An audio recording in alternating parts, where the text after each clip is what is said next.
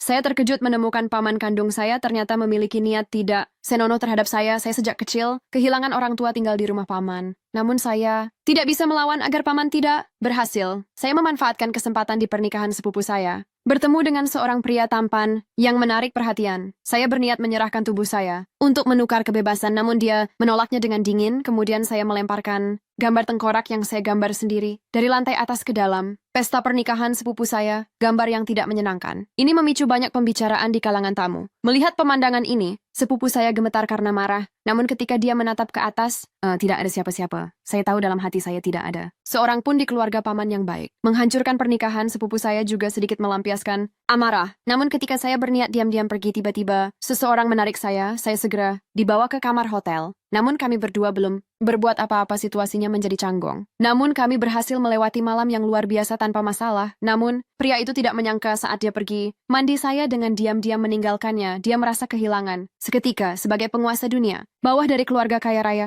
ini pertama kalinya dia merasa tertarik pada seorang wanita yang bahkan tidak dia kenal namanya. Keesokan harinya, sepupu saya datang menuntut penjelasan. Dia curiga gambar yang merusak pernikahannya itu saya yang buat. Saya berusaha tampil seperti gadis baik-baik, mengatakan bahwa saya pergi lebih awal kemarin dan tidak tahu apa-apa. Tentu saja sepupu saya tidak percaya. Ketika dia hendak terus mengganggu paman saya, menghentikannya, paman menyuruh mereka semua keluar. Sepupu saya dan bibi saya memandang saya dengan tajam, lalu pergi dengan marah. Kemudian, paman saya menunjukkan senyum jahat di wajahnya pelan-pelan. Mendekati saya saat itu, sepupu saya tiba-tiba masuk. Ternyata itu adalah teman baik saya, putri dari keluarga terhormat yang datang mengunjungi. Dia mengundang saya untuk pergi berbelanja. Saya dengan sopan bertanya kepada paman apakah saya boleh keluar. Paman saya mempertimbangkan karena keluarga teman saya terkenal, maka dia mengizinkan saya keluar. Namun saya harus kembali dalam 2 jam. Dan namun saya mengetahui semua ini berada dalam kendali saya. Akhirnya, setelah naik mobil teman saya berencana langsung pergi ke bandara untuk melanjutkan studi saya di Eropa menghindari kendali paman saya. Namun teman saya bertanya, bagaimana dengan nenek saya? 3 tahun yang lalu, satu-satunya orang yang menyayangi saya, nenek saya diperintahkan oleh paman untuk dikurung di halaman belakang. Tanpa izin, saya bahkan tidak bisa menemui nenek saya. Untuk bisa bertemu nenek, saya selalu merendahkan diri dan berperilaku baik. Namun sekarang, setelah 3 tahun, saya bahkan tidak diizinkan menemui nenek. Saya memutuskan untuk tidak lagi menunggu,